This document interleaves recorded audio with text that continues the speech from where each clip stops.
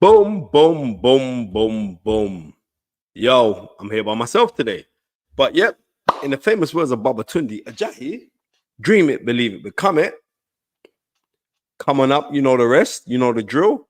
Yeah, I mean, it's um, there's so many things to go talk about what happened on the weekend. Um, Yet again, people are talking about Shakur Stevenson. Yeah, I mean, I might get him on. I don't know. I might holler him. But we also know, like, we've had. I mean, we saw last night's fight with Johnny Fisher when he went in there with Alen Babic. And as far as I'm concerned, that was a very, very good win. Right? It was a good win because Johnny Fisher is somebody that is untested. Right? Alen Babic, as we know, is challenged for a world title, even though he's at the super cruiserweight title. Yep. Sorry, for real. People are saying up in here. Let me just big up everybody who's up in the chat right now. Jermaine Williams, big up yourself, Jermaine. AAV Develops, Uncle Ruckus, Phil Answer, Mickey Duff, Lee S, E Francis, Alfie Black. What are you saying, Alfie? Yeah, I mean, Tundi Kali'elula, Daniel J. Botang, Andrew Grace. Let me talk about. Yeah, Andrew Harding, Daniel Grace, Yemi, Country Don, my brother from another mother. Yeah, I mean, and also may I say, Country, my bony fight. I grew up with this guy. Yeah, I mean, was it last week was your mom's anniversary? I cannot believe where the years have gone. And that's the truth. I cannot believe where the years have gone with that one. Yeah, I mean, your mother was a true inspiration. And without your mom, I don't think I would have gone into the entertainment business. Without your mother, you know what I mean? A proper, your mom was incredible, man. Come on, big up Bobby Wright. Yep, Bobby, I'm by myself today. Can you imagine? Like, Tunde's busy doing some jet setting business right now. I can't keep up with him. Yeah, I mean, MM, big up from Orlando, Florida. Rob Meyer, evening to you as well. R. Stokes. I mean, he says that big up Spencer and chat. Blessings, queens and kings. Yep, big up. You know what? I was just there. I was just looking at certain things, right? On, you know what I mean? Before he comes on, because he's meant to be jumping on with us, right? But I'd like to know in the comments right now, right? Ty Booth, how you doing, my bro? What did you think of yesterday's performance? What did you think of yesterday's performance by Shakur Stevenson? I'd just like to know what you guys really thought of that. Will you like? Just leave it up in the comments and I'll read them up. I mean, Manny's in the background somewhere, so maybe Manny can throw out some of these questions and that. But what did you actually think of Shakur's victory? Because I'm sitting there and I'm watching this and I'm saying to myself, like, a guy like Shakur is amazingly talented. You know what I mean? JDM says labored. You know what I mean? I'm just gonna keep it on the reels. I think Shakur Stevenson is just too good for his own good. And in me saying this is like he can win a fight just in the first gear, right? But unfortunately, for the untrained eyes, and that's the majority of boxing fans, right? They're not here. Thank you. Ty Booth just said Shakur should be stopping a guy like Artem. And he should be. Simply because, and this is not me having no gripe with Shakur, because, you know, like, he's jumped on the show many times before. He's shown the show incredible love, right? I'm very tight with his manager, Jay Prince. But you could see like after round 10, people were leaving the auditorium because they knew it was going to be a foregone conclusion, and they left. And not only that, but he like with Shakur can win fights without changing gear, right? And he was saying, you know, in uttering his opponent, he didn't really come to fight. So because he didn't really come to fight, he found it very difficult.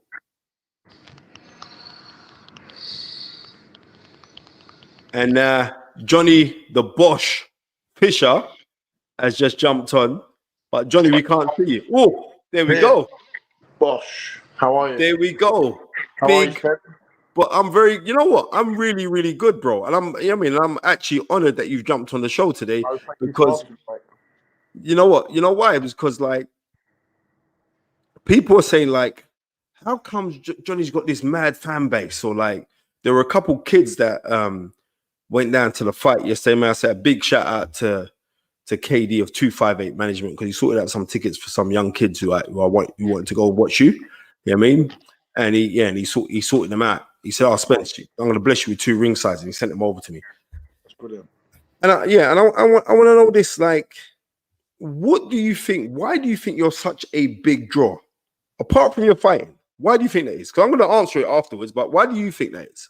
I think it's because I don't dress it up or try and make out I'm someone I'm not. And in the world of social media where people portray a fake image, I try not to do that. I try not to do that as much as I can. I try and portray stuff on social media as who I am. And my dad does the same. My family does the same. And I think people buy into realness now, and it's hard to find. And it doesn't matter how good you are. If you can be real, I think people will get behind you. You know what? I totally agree with you. Now I'm going to go back. You know, I know this boxing history and all the rest of it. Like, yeah, in the 60s, there was a guy called Billy Walker, right? I know. Right, you know, right?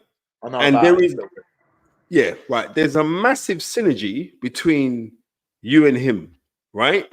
Yeah. The difference is, I believe that you're going to go on and win titles. He didn't win nothing, right? He challenged Henry Cooper.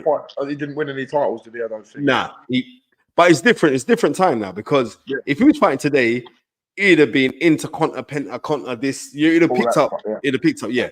But at the time, but he was a massive ticket seller, and it's because he boxed. It was UK versus USA in the amateurs, right? And he knocked out the big hope for America. He banged him out badly, right? Yeah. And that kind of made everybody at the time, and that was on the BBC as well. And that was at the time where everyone was like, "Oh, we got to tune into him. We got to tune into him." And he was also very similar to you. He was a man of the people, but he's a very astute businessman because he went on from there and he did other stuff. You know what I mean? Yeah. But you know, there was a similarity with like the fanfare of what you bring, right? Yeah. But not only the fact of the fanfare, but with you, you're very approachable. I remember the first time I met you was when, it was Yarde Baturviev. Like, I remember that. We was in the foyer. And he was like, "All right, Spence." I turn around, I see. And you know what? Also, TV's deceiving because like you don't look that big on TV. I know a lot of people say that. I think it's because I'm next to Eddie all the time. I'm next to my dad, and my brother's 6'7", so I don't look that tall. I'm not. What are you, 6'5"? Yeah, I'm 6'4.5", 6'5". Yeah, 6'5", right? But I'm saying to you, like, when I look on you, like there was a picture I saw. It was like there's a group of you in a ring, and I think like Dubois was there as well. There's a picture of you, like I saw on it. And if anybody knows, Daniel Dubois is a unit. Massive. You're bigger than him, physically bigger than him. Yeah. And I was like, wow, like, yeah. But when I met you, I said, bro, this brother's big, you know. But the thing that left me, forget about the size and everything else, I left and I said, what a nice guy. You know what I mean? What a nice. Yeah, when I left there, my dad just walked in. My dad just walked in. Get out, we're trying to do an interview. Boy, say hello to your man.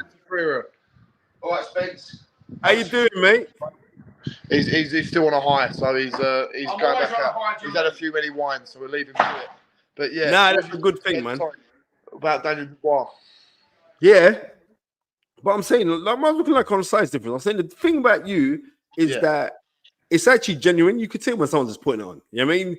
I remember watching like Oscar De La Hoya many times, and like you do interviews, you be talking, you be like, and then at the end of he's talking, it's like we'll smile. And I'm saying like you're fake, right? But I'm gonna say like I don't know how far you're gonna go in boxing. I No, don't I don't. particularly care. I'm just saying you are just a very genuine human being. Now Like, that's enough of that. I'm saying I was very impressed with what you did last night, mate. in my head, Spence, when I was going into that fight in the changing room, I thought it's just a good thing because I don't feel too nervous. Normally, I've got a bit tense and I'm a bit uptight, and I'm raring to. I was raring to go, but I didn't have the same feelings before. But I just think that's what experience must be. You get better at dealing with that nervousness, that tense energy, and that was the most relaxed I felt in there today. I know it was only 30 seconds yesterday, but my jab has never flicked as well as that it has. It's done it in sparring, but it's never done it in a fight like that. And my mind has never been as calm as that. And I think I must be turning corners mentally in my head. Okay. Okay. Got a question in here for £5. Thank you very much.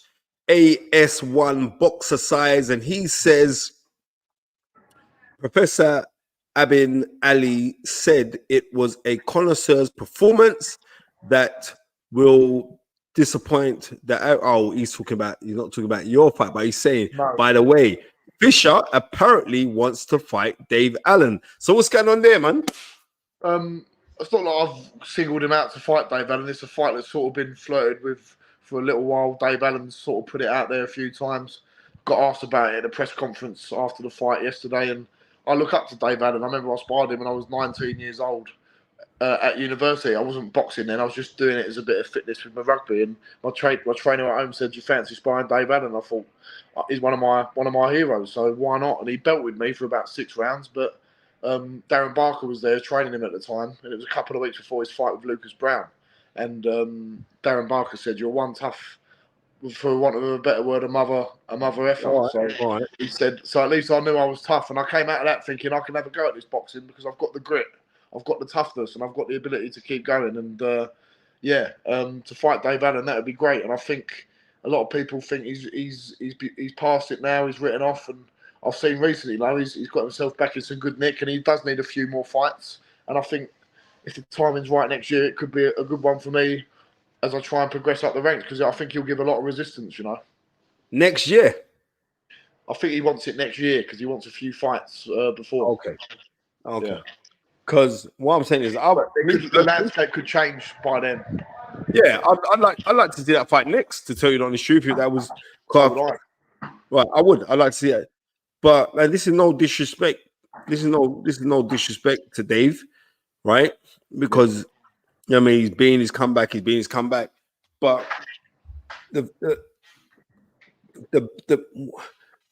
what were your feelings going into fighting Babic? Because regardless that he lost recently for the WBC Super Cruiserweight crown, right? Yeah. He's got experience and he can have it. Well, he's got experience as an amateur and a professional, as he alluded Yeah. to. And he brings the pressure.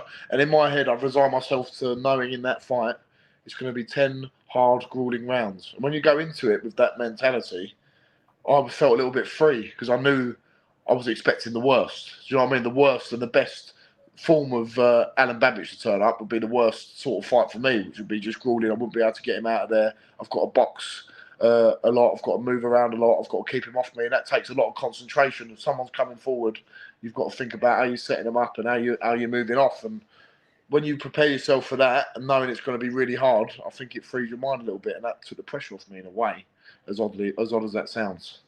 All right. How was the link up with you and Mark Tibbs? I've known Mark too long. Before you were born, we've known each other. That's mad. How old are you now? I'm 25 now. Yeah, before you were born. I've known Mark 30 years. I've known Mark 32 years. Crazy. 32 years is a long time. He's a good bloke, Mark. Really good bloke. No, it's brilliant. How did I meet Mark? I met Mark. I always knew about Mark Tibbs and Jimmy Tibbs from our area. Obviously well respected. And I was at university and he was training Dillian White while I was at university. And at one point, he wanted some sparring for Joe Parker, and I was mucking about doing a bit of amateur boxing at uni, supporting my rugby for a bit of fitness. And there was a chance he wanted to get me in for a bit of sparring as like an anchor man, doing 1 or 2 rounds in with Dillian while he's got another sparring partner there. But I was doing my exams at university at the time, so I couldn't get back. And it was only when I signed with S-Jam and Sam Jones and Adam Morley, who were working together at the time, Sam said, why don't you just go with Mark Tibbs? He's 15, 20 minutes down the road from you. And we had one session together. He saw that I'd raw power and I could have a go, and there was so much work for him to do, but he was quite quiet at the time of his stable, and he took a punt on me, and we've been working together ever since. And it's a great match because we get on well as well. You know, he's from the same area as me. We're cut from the same cloth. Yeah, because Mark, I saw an interview with Mark stating that you've got the Andy Joshua, the AJ potential. Yeah, you know I mean, Mark said that. Yeah, Mark said that on I think it was Seconds Out. Oh, really? You know, that's very high praise I've got to live up to there. Yeah. So it's like, apart from that, like, what guys do you actually study when you're sitting down and you're watching boxing? You're like, what kind of fighters do you watch? I like watching George Foreman. The way. Which one? Like, which version? Which version? The 74 version or the 94 version? The 94 version, the one who uses his hands a lot to parry and blocking and using them as an extension of his body in a way, as a rod of defense. And I think that's important as well. I haven't had to show that in that fight yesterday, but a big stiff jab out like that is a rod, a big steel bar that is stopping the right hand coming over the top. We talk a lot about that. I know Foreman's more like he pitter-patters his hands forward and uses it as a defense and extends his body with it, and you can pick up things from that. Marciano I like watching as well. He's ducking and rolling. Lennox Lewis obviously with his jab, and Larry Holmes his jab.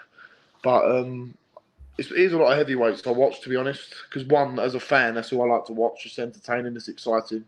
But there's little things you can pick up off of people, and it's things that I probably will never be able to do as well. If I look at Bivol, I just love watching his movement, the way he bounces a little bit in and out of range, and there's an acrobatic to how he moves, and it comes more from a enjoyment of watching it as well, you know. And I'm never probably going to be able to do half of what these guys do as well as they can, but if I can take little things from that, like the way I parry, the way that I use my feet in and out of range, using that jab and using that left arm to extend as much as I can, flicking the jab a little bit more, varying the jab like Lennox and Larry Holmes could do.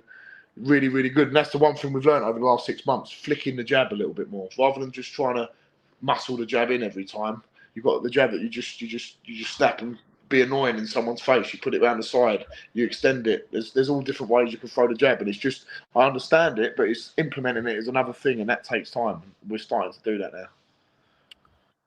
Well, you're coming good. You're coming good, you know. I've enjoyed that. You know what I mean? Seriously, I have enjoyed that. But it's like, so if you like had your personal hit list that you'd like to go in with, like for your next, you can plan out like your next 4 fights, yeah? Yeah. How would you see that going for Johnny Fisher? I think Dave Allen's a good one for me. All right, that's one. That's the first one. Right. Someone on here just said Nathan Gorman. I think that's a good one as well. Oh, sorry. Tunde Ajayi, who's at jet setting somewhere right now. I can't keep up with him. I think he's on a plane right now. But he said, excellent performance, Johnny. Well done to you and your father. Keep doing what you are doing. Sorry, I can't be on tonight. Good man. Good man. Is he living it up somewhere, did you say? He's on holiday. I think he's on some. They don't make him anymore. I think he's on a Concorde. But I don't know. Really? I can't keep up with Tunde. Well, I hope he's all good, Babic. Hope you enjoy him. But thank you very much. And we're going to keep going as long as we can. Yeah. So, all right then. So you've gone Johnny Fisher. Someone on there said Nathan Gorman as well. But he said like Johnny Fisher wants to have it with Dave Allen. All right. That's one. Go on.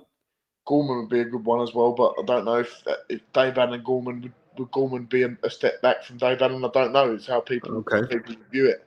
Other than that, I haven't thought too deeply ahead, if I'm honest, Spencer. Right, that's cool. You've got Bakers, Adelaide, Wardley and Clark above there. Yeah, it's funny that you say that because Lee S on there said David Adelaide would be a good test next. Yeah, that would be a good test. Maybe not next, maybe a couple more.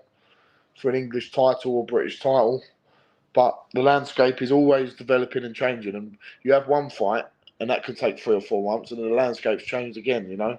So the way I've always done it is never look beyond the next fight, because the people that often do that, they come unstuck. I think of my good friend Joe Joyce, who was thinking about Fury and Usyk and Joshua before he dealt with Zhang.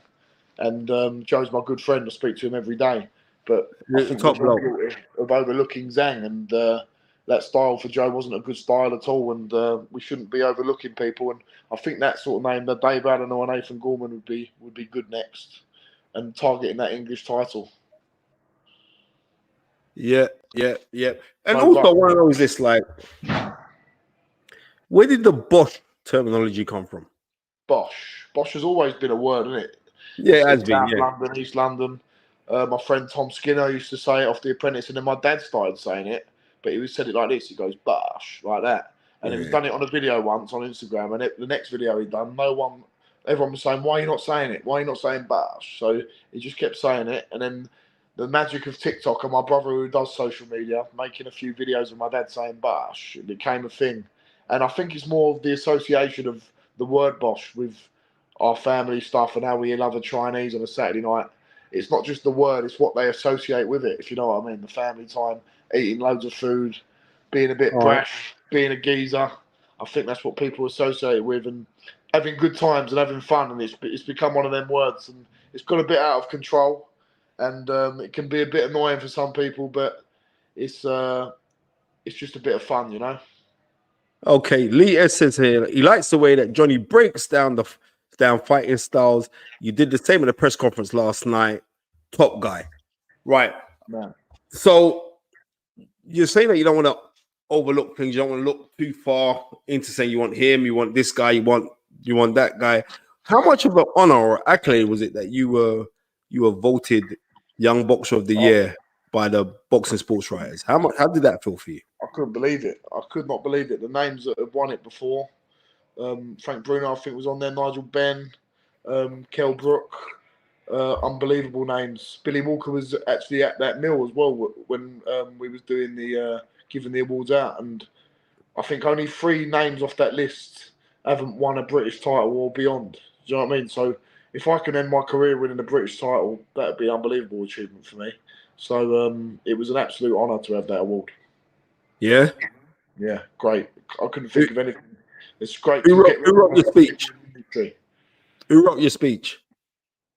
I've just done the speech myself, just saying Okay. naturally. I don't like writing speeches, if I'm being honest. I have something in my head to talk about, 2 or 3 points, and I think if you try and remember the words and how you formulated sentences, you can make it too difficult for yourself. So just talk. You might talk a bit of rubbish, but I think it sounds better if you just talk naturally.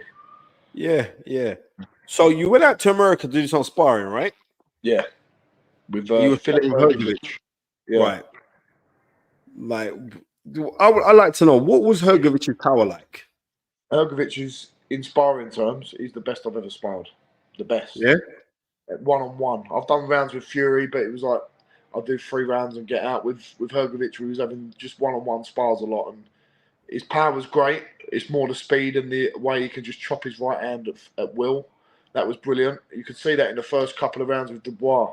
He just pummeling that jab like that right hand like it was a jab. And the way he could strike with such ease was amazing. And that really had to sharpen me up, because I couldn't throw any lazy jabs. I couldn't leave my hand down too low. If I didn't tuck my shoulder around enough, he could catch me. So that taught me a lot on defence as well. And that's what I need as well. And you need to go away and spar tough people. It's critical. It's critical. Yeah. Who else have you sparred? Because you said that you sparred with Dubois. Sparred Dubois, sparred Chisora, Wardley, a bit with Fury, Carlos Takam, sparred Marius Wack a few years ago, Joe Joyce, obviously. There's a couple of others. Can't remember off the top of my head. But yeah, Wardley as well, Fraser Clark, all some good names, British level and above. It's great to get the top level sparring in. You need to have sparring at your sort of level and people that you can move around as well. But to go and feel a bit of that elite sparring and that elite level, that's very important as well.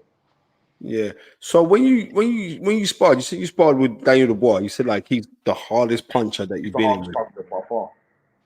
Yeah. By far. His jab is like a right hand. So when the right hand hits you, it's like, whoa. it shakes to your boots. He can seriously whack.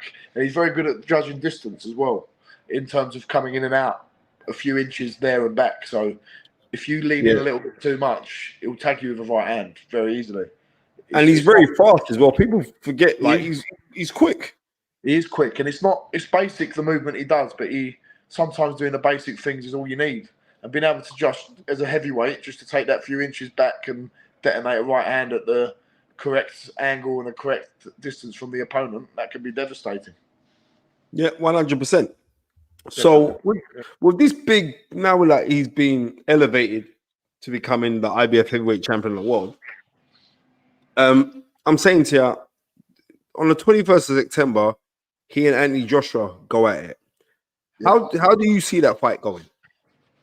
I still see Anthony Joshua as the favourite, because I think not only is he's I know Dubois fought at the top level against Usyk, but Joshua's been at that top level as well, probably in a few more fights. I just think the nous and the IQ of Joshua might be a little bit higher than Dubois, and at that top level, that can make all the difference. Don't get me wrong, cliche as it sounds, you're a heavyweight.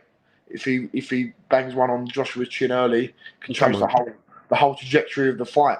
But I'm just leaning towards the intelligence and the IQ of Joshua to be able to walk Dubois onto a right hand. And when Joshua's right hand, it does some damage. I know he only fought in Ngannou, but we saw how devastating it could be in that fight. Yeah, but he's saying he only fought in Ngannou. Ngannou is a physically tough man. I was ringside massively. I've met him. He's huge. Right, exactly. I was ringside for Ngannou Tyson Fury, and I'm telling you, like afterwards, John Fury said like the strength of Ngannou. He says he's a madly, incredibly strong human being. Yeah, right. Is. So I don't care that they want to say, oh, he's an MMA fighter and all the rest of it. Yeah. I'm looking at the confidence that Anthony Joshua must have had to stay in range to throw that right hand and let it off in the way that he did. Do you know what I mean? Definitely seen a mentality change in Joshua over the last 6 months to a year. What do you think that's down to, Johnny? I think he's getting their knockouts, getting a devastating knockout against, as you said, he might not be a professional boxer, but he's a UFC heavyweight champion, the hardest puncher in the world, according to a punch machine that he's done. Yeah. That gives you confidence. And having a good coach, looks like he's gelled well with Ben Davison. He has. A string of knockouts can do that for you. It's just form in any sport, whether you're a footballer, a rugby player, a form with some good performances can change your whole mindset. You know what? It is what it is. And it's like after your performance yesterday and like you feel over right. the copper box and you turn it into the copper bosh. So it's like you turn it into that. And I know you're not a person who wants to like overlook into certain things and all the rest of it, right? No. But I've seen like your steady progression, yeah? Yeah. And like as I've seen the steady progression, because when I first saw you, I thought you was a bit of a gimmick. I'm not gonna lie. I thought, a lot of people did. I'd be warranted to think that because I've come out of nowhere really and just been thrown into it. Yeah. But just seeing your steady growth, and not only that, but it's like just the seriousness in having it, right? Yeah. Just the seriousness in having it. It was like Tunde phoned me and he said, like, this guy, because Tunde had a couple guys go down there as well, some young kids who go to his gym, and they said it was completely chock-a-block and it was all of your fans. You know what I mean? How does that make you feel when you're walking out as well? How does that make you feel? It's a privilege. It's a privilege, especially in the economic times we're in now, where people have got to scrape for every pound they can get, and that's not an exaggeration. The world we live in now, people have not got to spare 40 quid to go to the boxing or 60 quid to go to the boxing. And I've got people, 4,000 people buying them personally from me and my dad in my front room. And there were 7,000 people in a copper box for me, and it's not for a title. I'm not in my 20th fight where I'm fighting for a big name for a British title or world title and stuff like that. This is it's amazing. It's my 12th fight, my 8th fight in front of a crowd after COVID, and I'm just completely honoured and privileged, and it inspires me to do well and give these people a good day out, you know? Yeah. Sorry, NDND says, Johnny, what is What does having a different boxing trainer do for a boxer's mentally and physically? What, when they change their trainer? Yeah. I've never had to do that, so I can't talk from experience as such. But I think if it was to be something I'd do, it's because you want to have a clean slate and you want to start again. And I think having that mental idea of saying I'm starting again from scratch, learning new things. I think about what Tyson Fury said when he started with Kronk Sugar Hill a few years ago. He said it was like he was a novice again and he was learning new things. And every trainer's got their own schools of thought, haven't they? And how they should hold their hands, how the feet should be used. And Yeah. you end up learning new skills and a new mode of how to fight. And I think that could be refreshing for guys who have been around the block a bit, you know? 100%. No more I'm on questions. 1% battery, by the way, Spencer. So if it Don't worry about that. Johnny, you know what? It was a plum pleasing pleasure that you joined the Fighters, right? A total honor. I ain't going to stop bigging you up and your dad. And let me tell you this, Johnny. Yes. Never change. Keep on being you, mate. And the sky's the limit. Especially when you're knocking out tough guys in 30 seconds. I don't know what's going on. You're a gentleman, Spencer. I'll see you soon, mate. Take care. God bless, man. Take care, mate. All the best, sir. Bye-bye. Ladies and gentlemen, that was Johnny Fisher who joined us on The Fight Is Right. You know what I mean? And that was very, very, exactly, Sholak, very, very down to earth guy. And you know what? And hats off to him, because like I said, I met him at the Yarde when Yarde fought Baterviev. I met him in the foyer while I was going to get a drink, and I see him, and he's like, "All right, Spence," and then from there we was just chatting. Properly nice guy. Properly. 1 second now. Hello. Yeah, mate. What? I'm on the show, bro. What you disturbing me for? He's a commentator, isn't it? Not commentator, is it? Yeah. Thank you very much. You see, even though Tunde's on the plane, I mean, he's just sorted out certain things. So I ain't gonna stop bigging up. Yes. Joining the Fight Is right now is Terrence Takim. How you doing, bro? I'm doing real good, Spencer. How are you, man? No, I'm blessed, man. People don't know your backstory, yeah? Yeah, well, I mean, some people do. I've done it a lot, but now that I'm starting to infuse myself into the boxing, when I was younger, I used to kickbox, so it wasn't as big back then. But now it's MMA and everything is really big. But now I'm starting to infuse myself into the boxing with this new fight hype chant that I created, and with the help of people like George Hansen Jr. and Renee Aiken. My new manager, I just signed with King Holloway as my manager, and we're just starting to do some major things, man. And thankfully, people are really receiving it. So, but my backstory comes from music and doing films and things like that. I have a couple films out that has done really well on most of the major platforms around the world. So and wait, Terrence. What? Because the people that say, "Who's this guy? Who's this guy?" Can we just properly break it? Terrence is a filmmaker. He's a singer-songwriter. He's got a wicked tune with Angie Stone. He's a guy that's been doing these bits. Everyone's saying, guys saying your hat looks epic. You need to send me one of them hats, Terrence. Oh, I got you.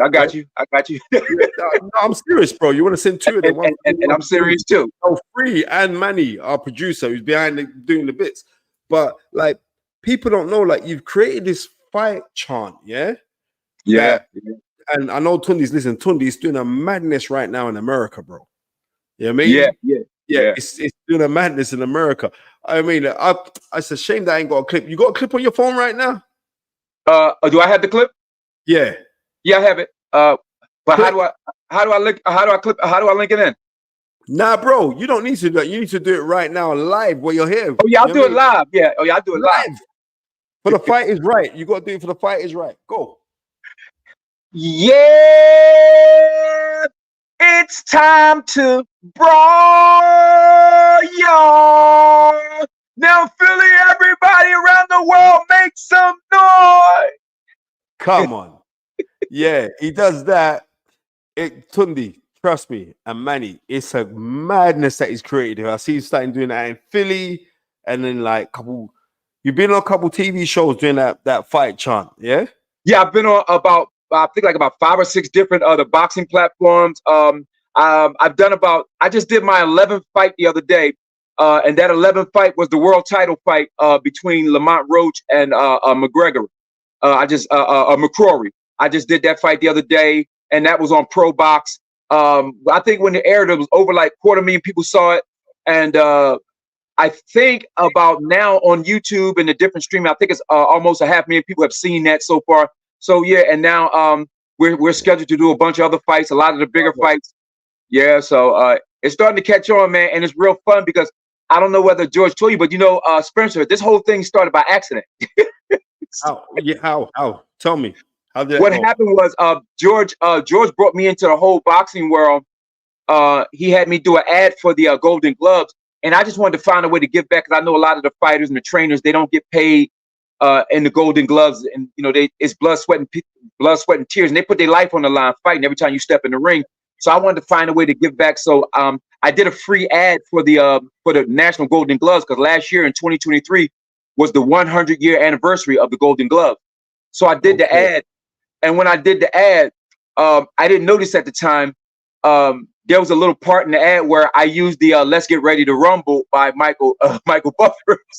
Right. And they saw it, they're like, no, you can't use that because it's a huge trademark.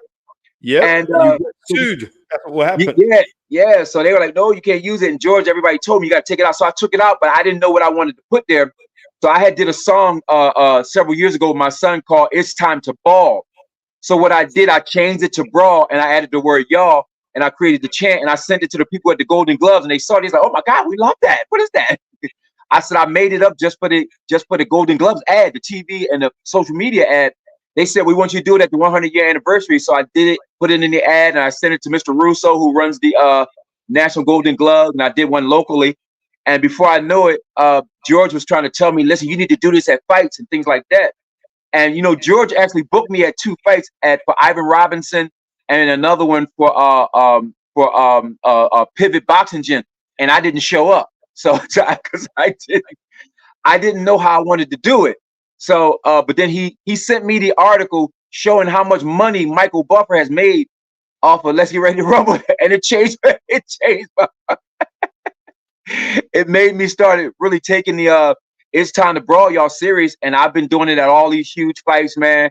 And I have some really big fights coming up lately, Spencer, and people love it when I do it, and I've become more engaged with the crowd. I get the crowd really involved in it.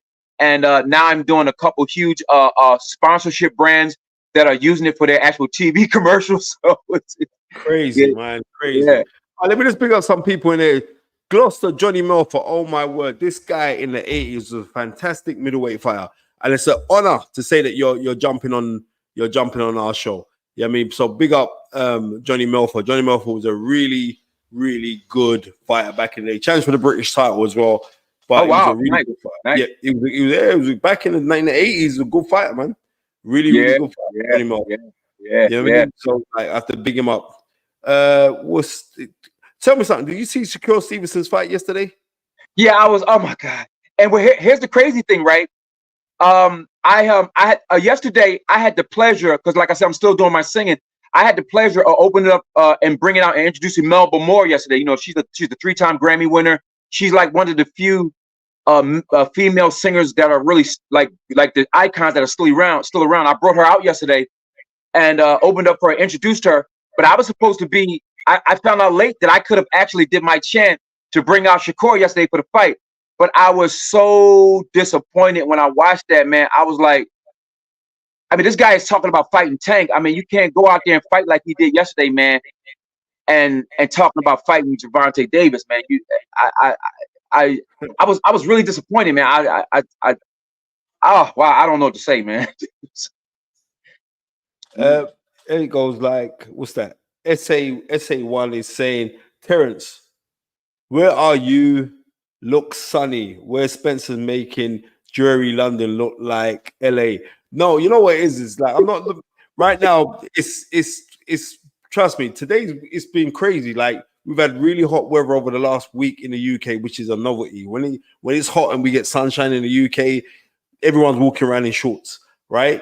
And then we've just had torrential rain, but it's going on and off. It's the weather's kind of on and off, and like there's a big thing going on right now at Ascot where the horse racing is.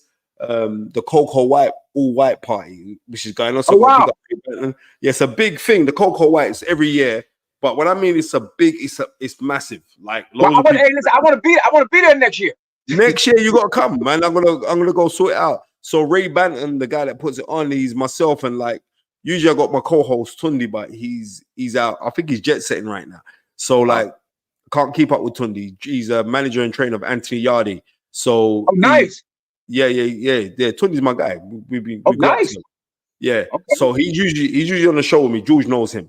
So unfortunately, Tunde's doing his bits, but we're tight with the management guys who put on the all white party, bro. I'm gonna go talk to him and say, like, you've got to do the intro for their adverts next time out because trust me, the all white party, Cocoa White. Yeah. I'm gonna give me you on Instagram? Are you on Instagram, right? Yeah, of course, yeah, for sure. Right, I'm gonna follow you now on Instagram and I'm gonna go send you because it's mad. Like, hey, listen, Spencer, I'm there, bro. I'm there. Trust me, it's crazy. How that thing that they put on is crazy. I think they got John. Yeah, they got John B. They got John B performing today. They're flying him from America. They got John B. Oh wow! Hey, listen, hey Spencer. Hey, listen. When I come, I'm gonna rock that. Listen, I'm gonna rock that crowd for y'all, bro. All right. That's minor, man. I'll give you the hookups to who you got to get hooked up to. My man. Yo. Hello. They like, are they calling you in the middle of your show, huh? Yeah, but this is my business partner, so I can do that. Yo.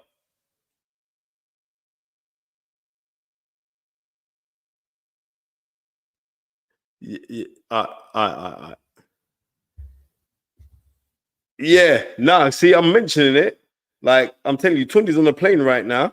But hey, listen, I'm there. You only got to tell me. You only got to tell me one time. This is it now. This is at Ascot. Woo! Look at the crowd. That's nice.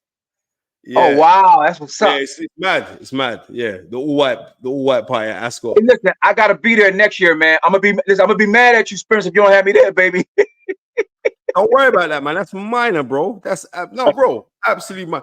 Listen, man. You gotta know, like, when you're talking about the hookups, man. I've got them hookups, so you don't even worry about that. My black book's mad. Everyone knows that. So, but that is when I'm saying like that is a minor for you, my bro. Yeah, I mean that's an absolute minor. So let's talk about the movies because you made quite a few movies as well, right? Yeah, I did the film When George Got Murdered, starring Vivica Fox, the big guy Quentin Aaron from The Blind Side with Sandra Bullock, Mike Paré. I had a lot of people in that.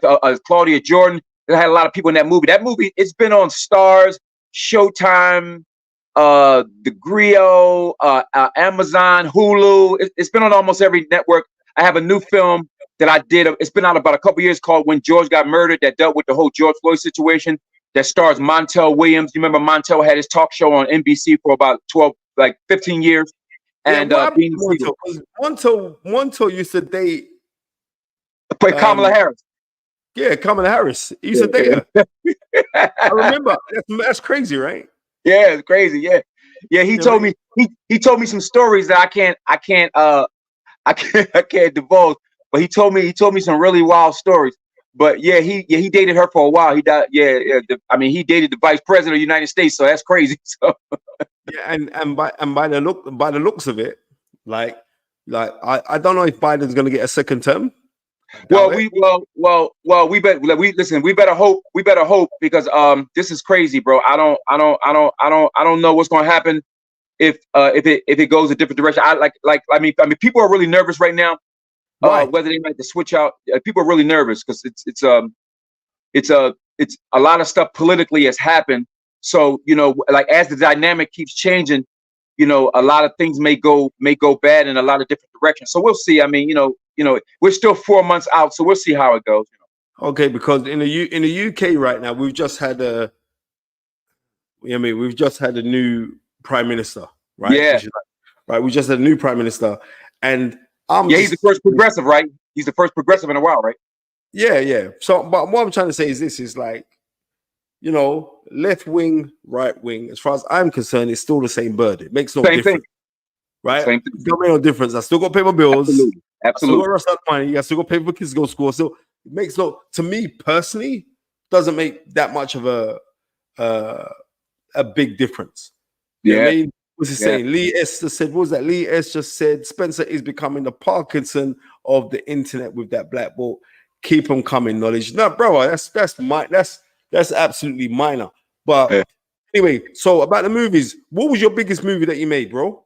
Definitely Jason's Letter. Just to make all the listeners, when I'm saying the biggest movie that he made, he actually made the films, directed and produced the movies. I got the funding and all the rest of it. Yeah. Right? What's the biggest film that you've done? Jason's Letter is my biggest film, but I just finished a new film called Abused. It has a huge cast. I have James Russo, Angie Stone. Matter of fact, Angie came to do the movie, and that's how I got her to do the song with me. Angie, Angie Stone is in the movie. Two-time Emmy winner Donna Mills is in the movie. What's the girl from Hustle and Flow? Taryn Manning's in the movie. She's in it as well, yeah. Yeah. Claudia Jordan's in that movie as well. Stephen Baldwin, Alec Baldwin's brother, Stephen Baldwin. How did you get into the movie stuff? How did that happen?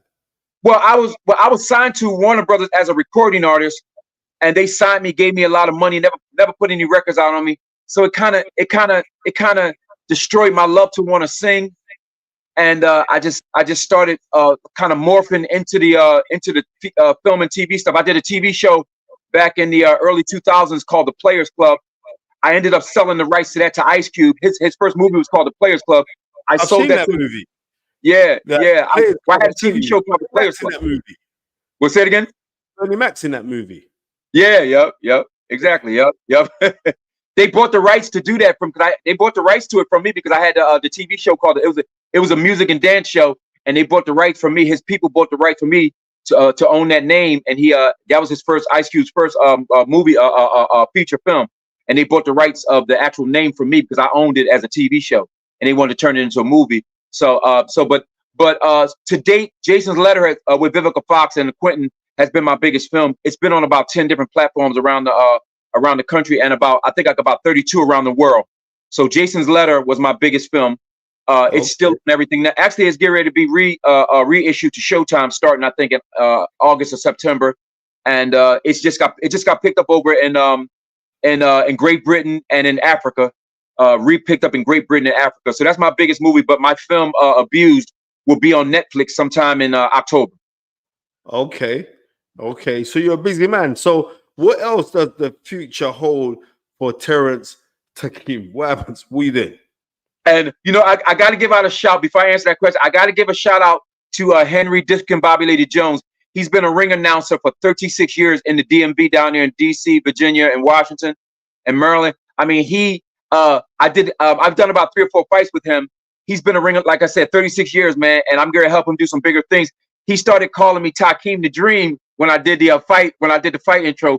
So now I've kept that name, Takim the Dream, whenever I introduce these fights and things like that. But what's coming up for me, man, is I have a couple big projects besides doing these bigger fights. I'm doing we just acquired the rights to do this film called Let's Do It Again. It was one of the biggest boxing movies from 1974. We just acquired the rights to redo that movie. And Sidney and Bill Cosby. We just acquired the rights to do that boxing.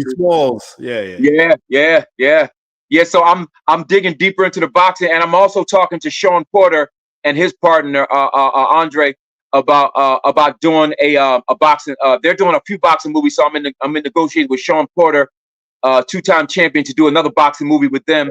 Sean's my guy. He always comes on the show. I'm going to do his show as well.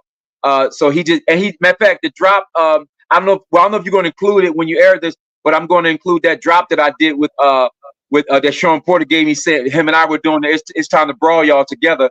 So we're gonna do that. But my big thing right now, Spencer, to be honest with you, I'm trying to really get on. I'm doing everything I can to get on September 21st over there, man, to be on the Anthony Joshua fight, man. Hey, listen, I've been following Anthony Joshua from the beginning, man, and the fact that he was able to regain that title against Ruiz, man, that felt so good to me that he moved out and regained that title against to avenge that fluke loss against Ruiz, man. So I'm really looking forward to coming to the UK, bro, at Wembley Stadium to rock that crowd on September 21st, bro. That's where I'm trying to be. I mean, anything's possible. As my guy Right. Tunde Ajayi always says, "Dream it, believe it, become That's it." right. You know what I mean? That's right. That's right. That's period. That's foundation, bro. Bro. Because you never ever know. No, you know that's right. Terrence, it's been a plum pleasing pleasure having you on the show. You already got the number. I got to big up George. He's my guy. That's right. Really, really grateful to have you on the show. And also, like, plug that tune because I was listening to it the other day. What's the tune? People can go to listen on YouTube. What's the tune again? Go. Go. You can look it up on everything. It's on all the streaming platforms. I've been opening up for. I just opened up for Drew Hill. I'm doing 2 big shows with Keith Sweat. I'm doing another show with Fantasia sometime in September. So yeah, the radio around the country and probably around the world are about to start playing this song. It's called "Don't Give Up." Takim. You see the name Takim featuring Angie Stone. Matter of fact, we haven't even promoted it, Spencer. The radio stations are picking it up on their own. So, and the movie comes out. It'll be on Netflix. It's looking like at the end of October, maybe in November. So, but yeah, the movie is done. It's finished. It has a huge cast. But definitely go. It's a beautiful song. It kept that natural aura of R&B and that classic R&B feel. And Angie Stone, I mean, she really delivered on this record. Grammy winner. She came on and blessed me on the song, and she blessed my movie. So, it just go listen to the song. You're gonna love that song. Don't give up. It's about that inspiration. Before you go, you know what I mean? Because Tunde's a big R&B guy, right? Yeah, I mean, you got to drop me some notes before you leave the show, bro. You got to drop myself and the Fight Right listeners. Come on, drop the song, man. Drop me any song that you feel. It's a Sunday, so maybe we got to bring it to church. But I'm telling you, you got to drop a song right now. Drop a song, please. Let me see. If you're ready, you gotta keep moving on. You gotta keep staying strong. Don't give up. Just keep on, keep moving on, and stay strong. But, ladies and gentlemen, that was Terrence Takim, who just touched it up. The Takim, the dream, dropped it on the fight team of The Fight Is Right. Dream it, believe it, become it. Absolute plum pleasing pleasure having you on the show. Salute to you. Yes, sir. Big up all the rest of the crew. Love, my bro. Thank you for joining us. Thank you. Hey, I'm gonna see you there at the white party, and definitely hope gonna see you at that Wembley. Minor. You just seen the clip. Tunde's on the plane, but he's showing me the clip. So come on, man. And the next white party, you've heard it. Big up all the man at Cocoa White right now. All the young ladies down there. My missus down there right now. I mean, it's a big thing, and I'm really, really proud of my guy Ray Banton. He's a guy that I've known since I was a little kid. So to see what they're big up all those guys. But yeah, they gotta get Takim on it for next year, bro. But Christmas, the all black party down at Ascot. So you never know, man. Yeah, you gotta be there, bro. Come on, bro. Stop it. Leave it to me. Don't worry, man. I'm the hookup, man. Okay. You know it. Salute, my bro. Love. Yes, sir. Yep, that was Terrence Takim. Let's see, we just got to go a little bit different. We got to go a little bit different on certain things. But yeah, he's doing great things, because I know, he's doing some good things. So, bless for him jumping on. Massive big up to George Hansen who sorted it out. George is also the guy that sorts out when Boots and Boozy, when they come on, in his family, when they come on, it's through my guy out in the States. And yeah, it's just a total blessing. But on yesterday's card, right?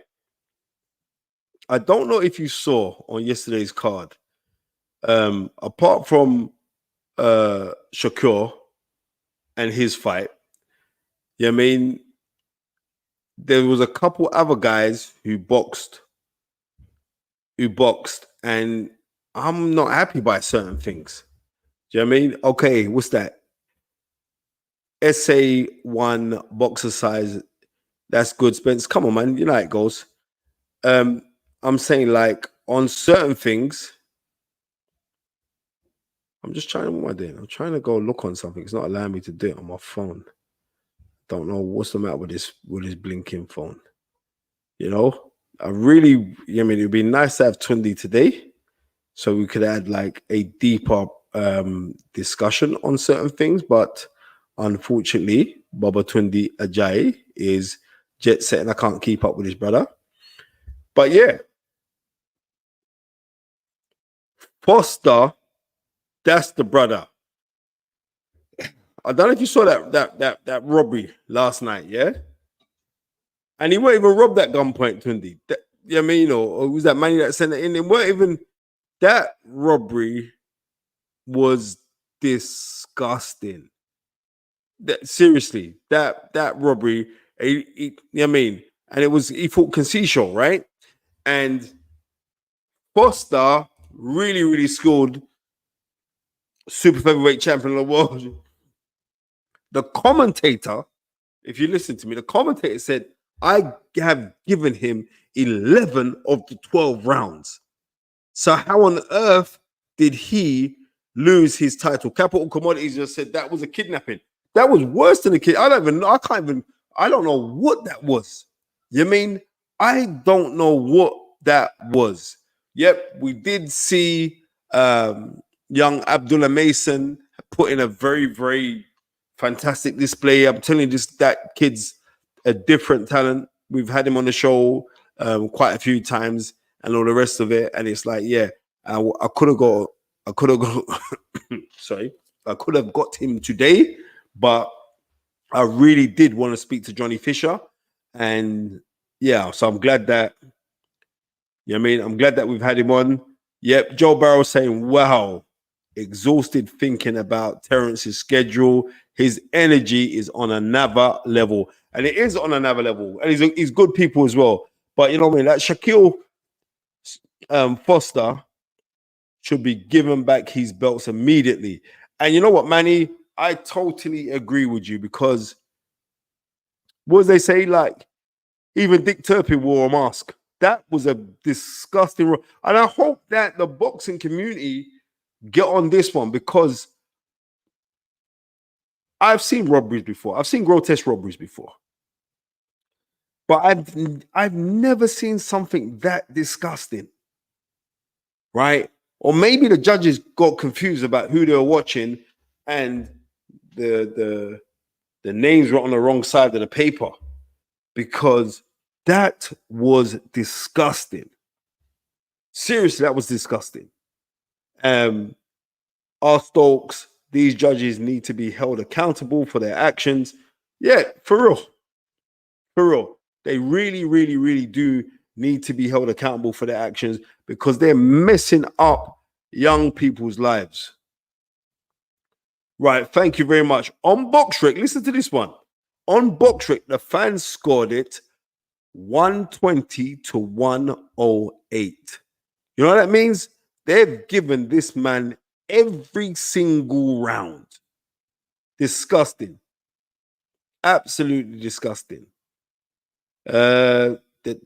Disgusting. Well, you know what? That's coming up to the hour. You know what I mean? And I'm going to chop it off, because it is coming up to the hour. And I'm so grateful for all of you guys that have joined us on the show. You know what I mean? It's been plum pleasing. It's been a good show. You know what I mean? I thank to the guests who have come on. You know what I mean? Thanks to my guy, Terrence Takim, movie, film writer, producer, singer, and now ring announcer. You know what I mean? And he's getting some mad numbers by doing his ring announcing. Really grateful for him. I am so grateful for the British Boxing Sports Writers Young Fighter of the Year, Johnny Fisher, for touching us, and his old man as well. I'm looking to get to have a curry with these guys, Bosch, because you know what I mean, I don't really eat the Chinese thing too tough, but it is what it is. Yeah, like I said, Tunde's on the plane right now, flying out. So as Tunde's on the plane, ready to go do his bits, I wish him safe journey. And I missed him today, but I'm like I said, I'm grateful for the people that I've had on. So a massive big up to every single person that's joined us on the show. You know what I mean? Air Force 286, Capital Commodities, big up yourself. Yeah, Capital Commodities, big up. Big up, Spence. You put Kennington and South London on the map. Proud of you and Bubba T. Bless up. And you bless up as well, my bro.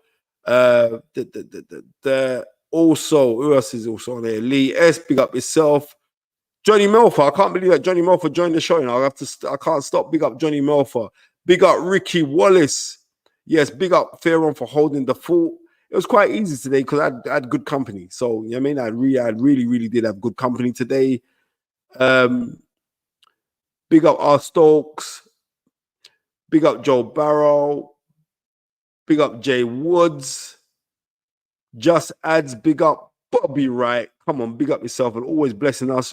Shola, thank you very much. Cha. Hustle Daily Motion. Too much name on there. ADAD. I mean, cha. Too much name for Carla now. But all I got to say is, look, thank you for every single person for joining us today. Next week, we've got loads, even more stuff to go talk about. I mean, and Tunde will be back then, so it'll be even great. And I'm going to say this to every single person who has listened. Jordan, big up yourself. The realest podcast out there. Hustle Daily Motion. Yep. Big up to you as well. And I'm going to say this now. Just Ads, yep. Thank you very much for the big ups, and you big up as well. I want to say that I'm wishing everybody a plum pleasing. JD Dyer, oh my word, what are you saying, JD? You know what I mean? I see you out here hiding. You know what I mean? But yeah, big up yourself always for touching on us. Big TNT boxing presenter who's doing fantastic things. I'm very proud of this young man. So, like I'm saying, it's been a really good show today. Thank you so much for everybody that's tuned in. Thank you for everybody for contributing. Thank you everybody for putting in little bits of money and all the rest of it. I am so grateful. But more than anything, I want people to realize this. Someone sent me something about, should I speak about Ryan Garcia? No, I have nothing to say about Ryan Garcia, to tell you the honest truth. But the only reason why I'm saying this is because many people need to understand this part. They need to work from value and not strive for it. So when you're working from value, you're not really going to offend anybody with your mouth. You know what I mean? People on this planet don't have to like you. But what I'm trying to say is this. If you carry yourself in the correct manner, people will respect you. So I'll say to somebody like Ryan Garcia, please start working from value and not striving for it.